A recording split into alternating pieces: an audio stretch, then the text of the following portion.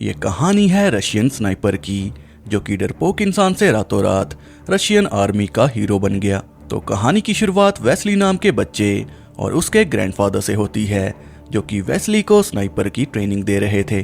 वो घोड़े को चारा बना के भेड़ियों का शिकार कर रहे थे और यहीं से वेस्ली के स्नाइपर बनने की ट्रेनिंग शुरू हो जाती है। कहानी कई साल आगे बढ़ जाती है, जब पूरी दुनिया वर्ल्ड वॉर 2 की चपेट में थी। जर्मन्स ने पूरे यूरोप पे कब्जा कर लिया था, जिसके बाद वो सोवियत यूनियन के जरिए एशिया के ऑयल फील्ड को कब्जे में करने वाले थे। लेकिन इसके लिए नाजी सेना को स्टालिनग्राड की सीमाओं से गुजर के जाना था। पर जर्मन्स को रोकने के लिए रशियन की रेड आर्मी स्टालिनग्राड में तैनात थी, लेकिन जर्मन्स की पावर के आगे कोई नहीं टिक पाता। रेड आर्मी के सोल्जर मर रहे थे। आम जनता को शहर से बाहर भेज दिया जाता है, जिसके बदले रेड आर्मी के सोल्जर बुलाए जाते हैं, जिसमें वेस्ली भी शामिल था। युद्ध के मैदान को देख सोल्जर समझ आते हैं कि उन्हें मौत के मुंह में धकेल दिया।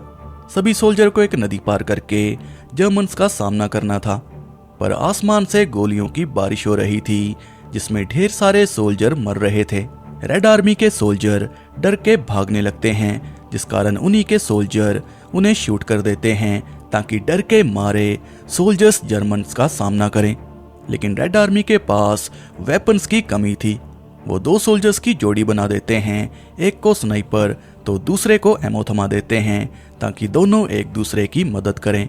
नाजी सेना रेड आर्मी को हार मानने को कहती है, और जब कोई नाजी सेना की बात नहीं मानता तो वो लोग गोलियों की बरसात कर देते हैं। रेड आर्मी दोनों तरफ से मर रही थी। जो सोल्जर मैदान को छोड़कर भाग रहे थे, उन्हें उन्हीं के ऑफिसर मार रहे थे और दूसरों को नाजी सेना मार रही थी, यानी कि रेड आर्मी मौत से घिर चुकी थी। वेस्ली बार बार अपने साथियों से स्नाइपर मांग रहा था, पर जंग के मैदान में सारे सोल्जर मारे जाते हैं और कुछ ही देर में नाजी सेना ने पूरे शहर पे कब्जा कर लिया और जंग का मैदान रेड आर्मी की लाशों से भर गया। थोड़ी देर में कमिश्नर डेनिलोव की कार जंग के मैदान में क्रैश हो जाती है। वो रेड आर्मी का हौसला बढ़ाने के लिए पोस्टर लेके जा रहा था, पर रास्ते में कार क्रैश हो जाती है। नाजी सेना चारों तरफ थी और उनसे बचने के लिए डेनिलोव सोल्जर्स की लाशों में छुप जाता है, और तभी जर्मन सोल्जर लाशों के ढेर में अंधाधुंध गोलियां चला देते हैं, क्योंकि वो हर एक सोल्जर को चेक कर रहे थे। पर किस्मत से डेनिलोव की जान बच जाती है। कुछ ही देर में जर्मन्स के 5 बड़े ऑफिसर जंग के मैदान का जायजा लेने पहुंचते हैं। मौका देख डेनिलोव उन्हें स्नाइपर से मारने की कोशिश करता है, पर उसे खुद पे भरोसा नहीं था। और तभी वेस्ली उसके पास आता है, जो कि उसी की तरह लाशों में छुपा था। वो डेनिलोव को सुझाव देता है कि चारों तरफ बमबारी हो रही है, उसी का फायदा उठा के शूट करना, ताकि हमारी लोकेशन पता ना चले।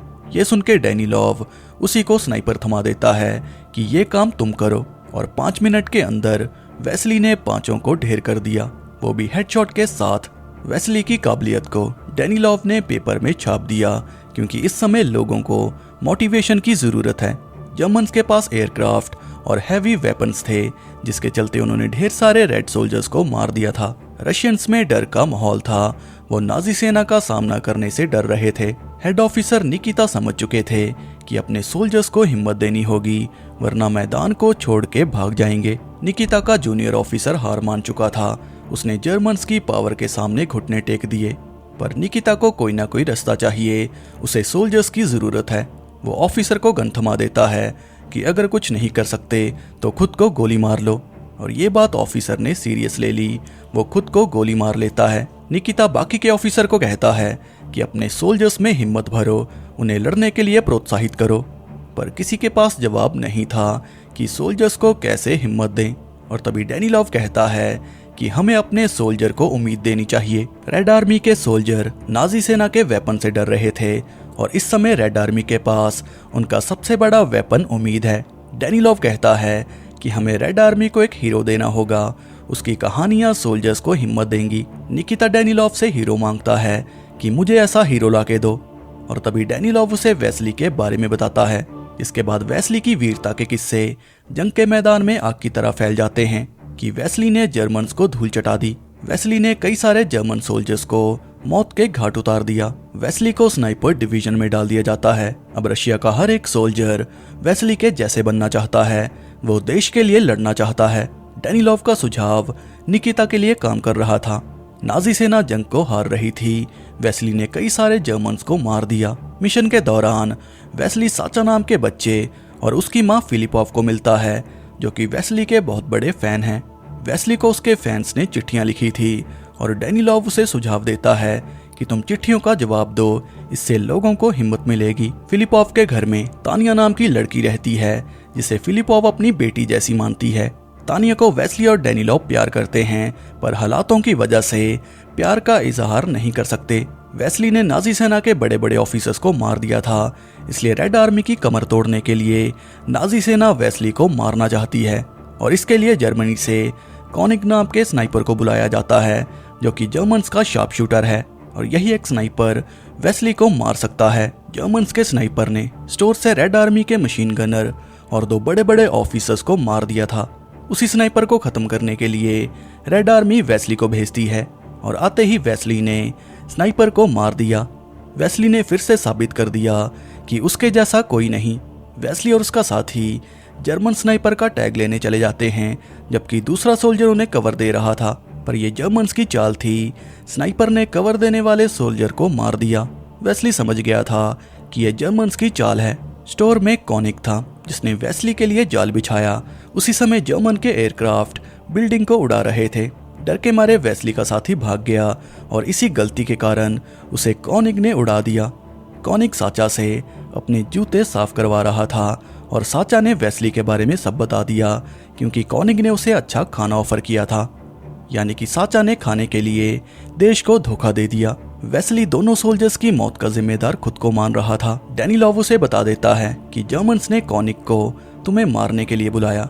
रेड आर्मी के पास वेस्ली आखिरी उम्मीद है। अगर वेस्ली मारा गया तो रेड आर्मी की कमर टूट जाएगी, हालात पहले जैसे हो जाएंगे। वेस्ली को थोड़ा मोटिवेट करने के बाद निकिता उसे मिशन के लिए भेज देता है। वेस्ली की मदद के लिए डेनिलोव उसके साथ कोलिकोव और वलोदिया नाम के सोल्जर भेजता है। कोलिकोव कॉनिक का स्टूडेंट है। जंग शुरू होने से पहले वो कॉनिक का स्टूडेंट था। तीनों सोल्जर बिल्डिंग में रिलोकेट करते घूम रहे थे। वो जर्मन सोल्जर्स को मार रहे थे। रात को खाने का इंतजाम करने के चक्कर में वलोदिया कॉनिक के हाथ लग गया। वो वेस्ली की लोकेशन के बारे में पूछता है, पर वलोदिया उन्हें कुछ नहीं बताता। वेस्ली की लोकेशन पता करने के लिए ये लोग वलोदिया को जर्मन यूनिफॉर्म पहना के जंग के मैदान में भेज देते हैं, ताकि उन्हें वेस्ली की लोकेशन पता चल सके। कोलिकोव वलोदिया को जर्मन समझ के मार देता है और इसी गलती के कारण उनकी लोकेशन रिवील हो जाती है। पर वेस्ली समझ गया था कि कुछ न कुछ गड़बड़ है, पर कोलिकोव ध्यान नहीं देता। वो विंडो के बाहर हेलमेट को रिवील करता है ताकि स्नाइपर की लोकेशन पता चल सके, पर हेलमेट पे कोई शूट नहीं करता। कोलिकोव समझ गया था कि रास्ता क्लियर है, पर कॉनिक इसी का इंतजार कर रहा था कि दोनों कोई गलती करें। जब दोनों दूसरी बिल्डिंग में शिफ्ट कर रहे थे तो तभी मौका देख कॉनिक कोलिव को मार देता है। वेस्ली की किस्मत अच्छी थी। वेस्ली हेडक्वार्टर पहुंचता है। उसकी हिम्मत टूट रही थी, पर तभी डेनिलोव उसे समझा देता है कि हम जल्दी कॉनिक को ट्रेस करके मार देंगे, हिम्मत मत हारना। डेनिलोव वेस्ली को रिक्वेस्ट करता है कि तानिया को समझाओ, वो तुम्हारी तरह फील्ड में जाना चाहती है। डेनिलोव ने तानिया को जर्मन कोड को डीकोड करने का काम दिलवाया था, पर तानिया फील्ड में जाना चाहती है। वो जर्मन से अपनी फैमिली की मौत का रिवेंज लेना चाहती है और तानिया की कहानी सुनकर वेस्ली उसे कोलिकोव की राइफल दे देता है। कॉनिक साचा को लालच देके वेस्ली के बारे में पूछता है ताकि चूहे बिल्ली का खेल जल्दी खत्म हो जाए।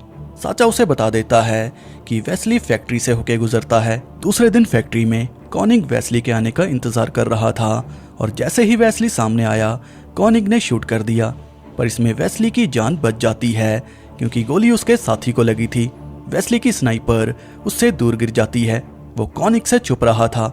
वेस्ली अपने जख्मी साथी को हेडक्वार्टर से मदद लाने के लिए भेजता है, पर उसी समय नाजी सेना और रेड आर्मी में जंग छिड़ जाती है और तभी फिर से जर्मन एयरक्राफ्ट बिल्डिंग्स में बॉम्बिंग कर रहे थे और इसी बीच कांच के टुकड़े फैक्ट्री में बिखर जाते हैं, जिसमें कॉनिक वेस्ली को देख पा रहा था।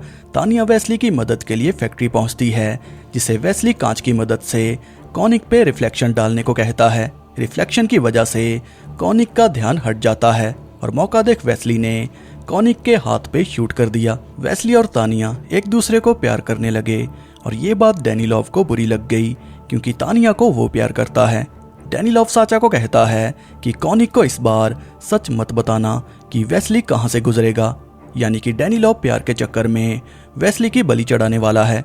वेस्ली डैनिलोव को कहता है कि मेरे बारे में लिखना बंद कर दो, मैं प्रेशर की वजह से कॉनिक का सामना नहीं कर पा रहा। मुझे एक आम सोल्जर की तरह लड़ना है, मैं हीरो बन के नहीं लड़ सकता। मुझे मेरी काबिलियत पे शक होने लग गया। पर डैनिलोव उसे कहता है कि ये समय इन बातों का नहीं है।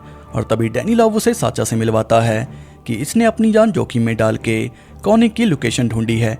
वो केमिकल फैक्ट्री में मिलेगा जहां नाजी सेना और रेड आर्मी के बीच फाइट होगी। साचा वेस्ली को बता देता है कि आज रात केमिकल फैक्ट्री में तुम्हें कॉनिक मिलेगा। और वेस्ली पूरी रात केमिकल फैक्ट्री में कॉनिक का इंतजार करता रहता है। और जब कॉनिक नहीं आता तो वेस्ली को नींद आ जाती है। सुबह होते ही नाजी सेना और रेड आर्मी के बीच जंग छिड़ जाती है, जिस कारण सारा प्लान फेल हो गया। वेस्ली सोल्जर्स की लाशों में छुप जाता है, पर कॉनिक ने उसकी स्नाइपर को देख लिया और इससे पहले वो वेस्ली को शूट करता तभी एक सोल्जर बीच में आ जाता है जो कि मरे हुए सोल्जर्स के सामान को चुरा रहा था। वो वेस्ली के सामान को भी चुरा लेता है। जब जर्मन्स को वेस्ली का सामान मिलता है तो उन्हें यकीन हो गया कि वेस्ली मर चुका है। उन्होंने रेड आर्मी की कमर को तोड़ दिया। कॉनिक को ऑफिसर वापस जर्मनी जाने का आदेश देता है क्योंकि वेस्ली मर चुका है। पर कॉनिक का मानना था कि ये रेड आर्मी की चाल है, वेस्ली जिंदा है। निकिता डैनिलोव से निराश था क्योंकि रेड आर्मी की उम्मीद खत्म हो चुकी है। वो डैनिलोव को आदेश देता है कि न्यूज़पेपर में ये छाप दो कि वेस्ली जिंदा है। हमने थोड़ी देर पहले नाश्ता किया, ये जर्मन्स की चाल है, वेस्ली जिंदा है, ताकि हमारे सोल्जर्स की उम्मीद बनी रहे। सबको ये लग रहा था कि वेस्ली मर गया, पर वो जिंदा वापस आ जाता है। कॉनिक समझ चुका था कि साचा एक डबल एजेंट है। उसने वेस्ली की लोकेशन जानबूझकर गलत बताई। कॉनिक उसे कहता है कि वेस्ली को मेरा आदेश देना, मैं स्टेशन पे उसका इंतजार करूंगा। वेस्ली की मौत का रिवेंज लेने के लिए तानिया स्टेशन चली जाती है क्योंकि उसे तो ये लग रहा था कि वेस्ली मर गया। तानिया कॉनिक की रडार पे थी, पर तभी उसे वेस्ली बचा लेता है। वेस्ली को जिंदा देख तानिया उसे गले से लगा लेती है और ये देख डैनिलोव को वेस्ली से नफरत हो जाती है। वो वेस्ली को देशद्रोही का टैग दे देता है कि उसने ड्यूटी से भागने की कोशिश की, उसने देश को धोखा दिया। पूरी रात कॉनिक वेस्ली का इंतजार कर रहा था, पर उसे वेस्ली नहीं दिखा। वेस्ली को बिल से बाहर निकालने के लिए कॉनिक साचा को मार के स्टेशन पे टांग देता है ताकि वेस्ली गुस्से में गलत कदम उठाए और वो उसे मार दे। साचा को देख तानिया आग बबूला हो जाती है, पर वेस्ली उससे वादा करता है कि मैं कॉनिक को मार दूंगा। डैनिलोव और तानिया फिलिपोव को ये बोल के यहाँ से ले जाते हैं कि जंग शुरू हो चुकी है, हमें यहाँ से जाना होगा, आपका बेटा जर्मन्स के साथ मिल गया। दोनों फिलिपोव को सच नहीं बताते। अब तीनों यहाँ से जाने ही वाले थे कि तभी एक बॉम्ब ब्लास्ट में तानिया जख्मी हो जाती है। डॉक्टर के हिसाब से वो मर चुकी थी, पर जैसे तैसे फिलिपोव उसे यहाँ से ले जाती है। डैनिलोव के दिल में पश्चाताप था, जो प्यार उसका था ही नहीं, उस प्यार के लिए डैनिलोव ने एक बच्चे और अपने दोस्त की बलि चढ़ा दी। इसी अफसोस में डैनिलोव वेस्ली के पास पहुंचता है। डैनिलोव गिल्ट को बर्दाश्त नहीं कर पाता और वो कॉनिक के सामने आ जाता है, जिस कारण कॉनिक उसे वेस्ली समझ के मार देता है। कॉनिक बेखौफ शेल से बाहर निकलता है, पर वेस्ली इसी समय का इंतजार कर रहा था। कॉनिक वेस्ली की रडार में था। मौत को स्वीकार करके कॉनिक ने घुटने टेक दिए और वेस्ली ने उसे मार दिया। तानिया से किया हुआ वादा वेस्ली ने पूरा किया। डैनिलोव को श्रद्धांजलि देकर वेस्ली यहाँ से चला जाता है। 2 महीने बाद जर्मन्स को रेड आर्मी ने उखाड़ फेंका। तानिया की जान बच चुकी थी और उसके लेटर्स की मदद से वेस्ली ने उसे ढूंढ लिया। और इसी के साथ ये कहानी यहीं पर एंड हो जाती है। तो अगर आपको ये वीडियो अच्छी लगी हो तो इसे लाइक, शेयर और चैनल को सब्सक्राइब करना ना भूलें।